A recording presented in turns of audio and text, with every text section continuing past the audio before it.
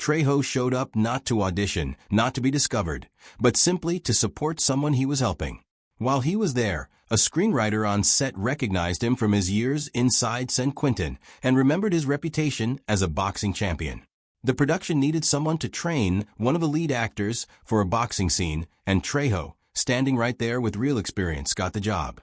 The director watched him during training sessions and saw something the cameras couldn't ignore, and Trejo was offered a small on-screen role. He was paid a modest day rate that, to him, felt like a fortune. For the next several years, he worked steadily in small, often uncredited parts, usually cast as an inmate or a menacing background figure. Roles that fit the face he had, but said nothing about the man underneath it. His career built slowly through the late 80s and into the early 90s, eventually leading to a role in a film shot partly on location inside the very prison he had once called home, an experience he has described as deeply disorienting, walking back through those halls not as an inmate, but as an actor performing fiction inside real memories. Then came 1995, and a film that would change the trajectory of his life again, Desperado, directed by Robert Rodriguez. Rodriguez was looking for someone who could convey real menace without acting, and Trejo fit the part instantly.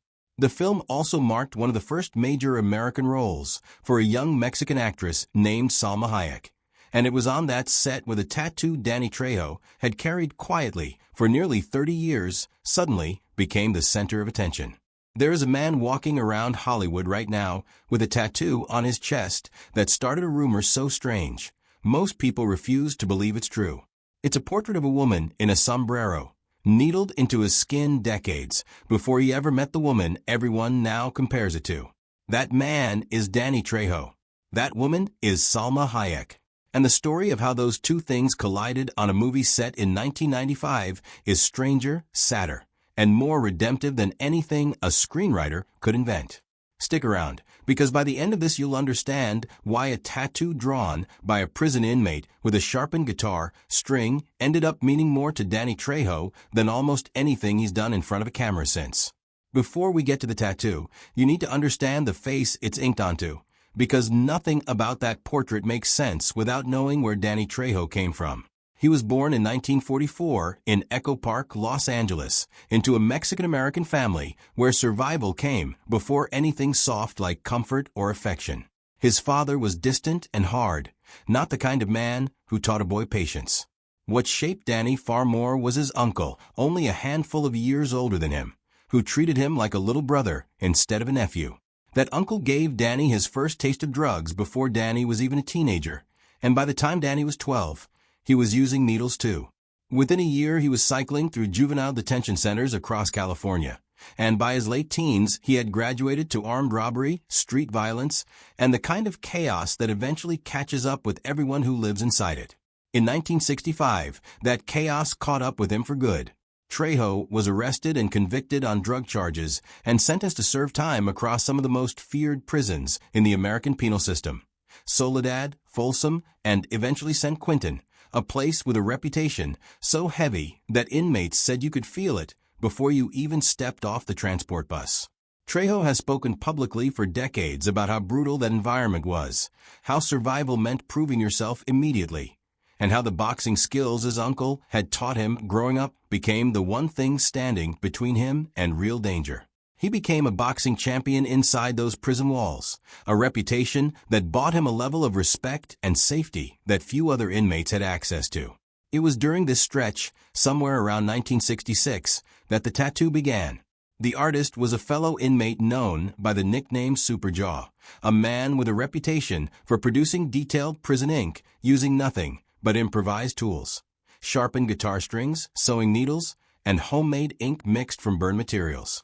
Superjaw started the portrait while Trejo was housed at San Quentin, but before he could finish, Trejo was transferred to a different facility. Remarkably, the two men crossed paths again, and Superjaw picked the work back up. When Trejo was moved once more, the pattern repeated itself a second time, and the artist finished the piece only after following his subject through 3 separate prisons.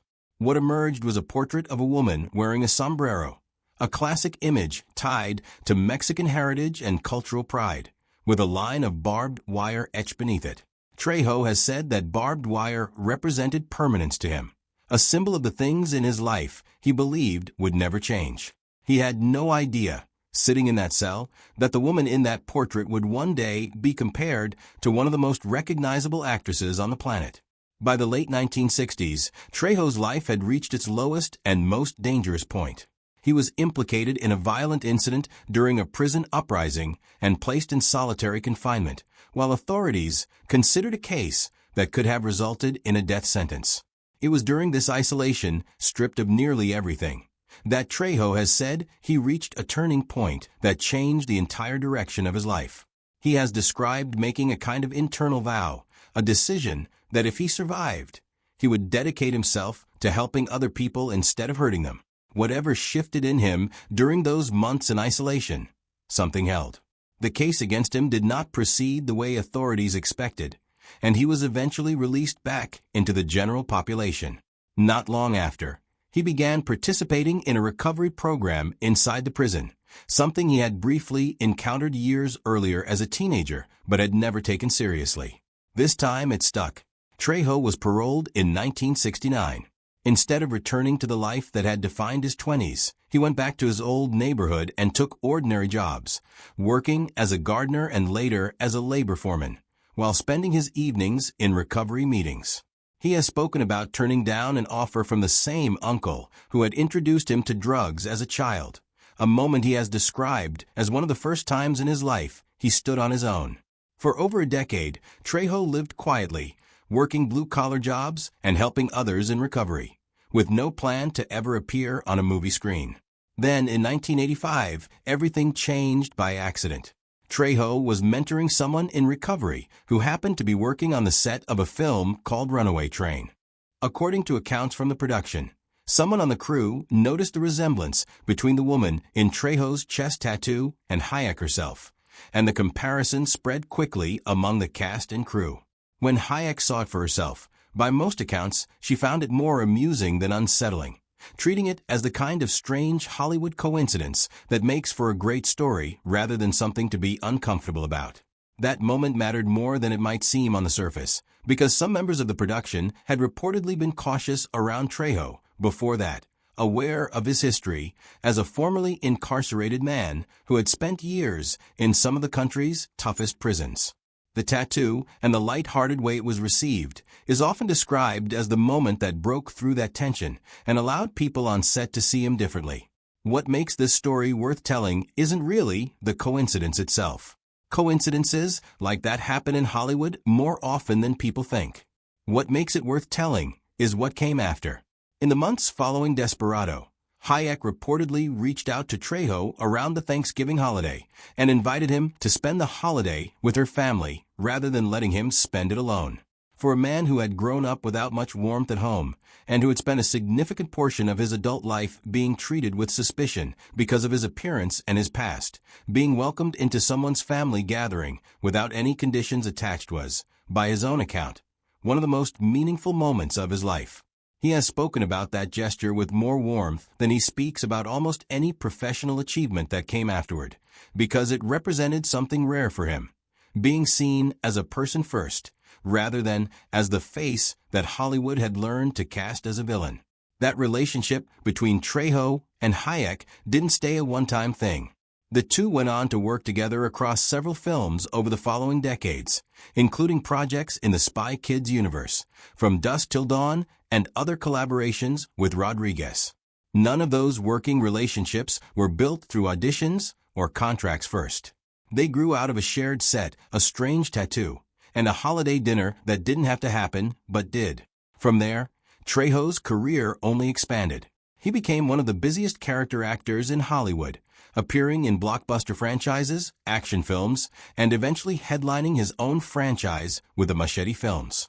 He worked alongside some of the biggest names in the industry across a career built almost entirely on the reputation of a face most casting directors assumed could only play one kind of role. But Trejo didn't stop there.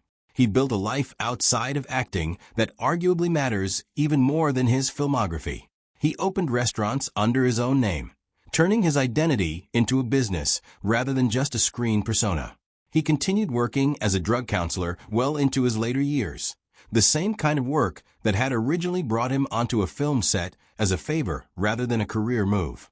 He has spoken at juvenile detention centers and recovery programs across the country, sharing his story with young people who are living through versions of what he survived. The neighborhood he once caused harm and eventually honored him with a mural, not because of his box office numbers, but because of the decades he spent giving back to the same streets he once took from. The films he has appeared in have collectively grossed billions of dollars worldwide, an almost unbelievable outcome for a man who spent over a decade of his life behind bars and never expected to see the outside of a prison cell again, let alone become one of the most recognizable faces in American film. And that tattoo, the one that started as a quiet act of connection to his own heritage inside a maximum security prison, ended up becoming the accidental bridge between two people whose lives had nothing in common on paper. Danny Trejo didn't get that portrait to impress anyone. He got it because a fellow inmate named Superjaw saw something worth finishing across 3 different prisons, at a time when Trejo had no idea if he would ever walk free again. Decades later, that same tattoo became one of the strangest, most human moments in his relationship with Salma Hayek, and by extension, one of the moments that helped the industry see him as more than the villain his face suggested he should always play. The truth behind that tattoo was never about revenge, and it was never really about Salma Hayek at all.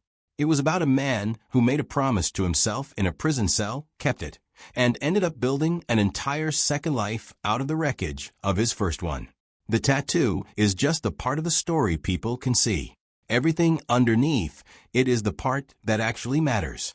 If this story stuck with you, let us know what you think in the comments. And subscribe for more untold stories from Hollywood you won't find anywhere else.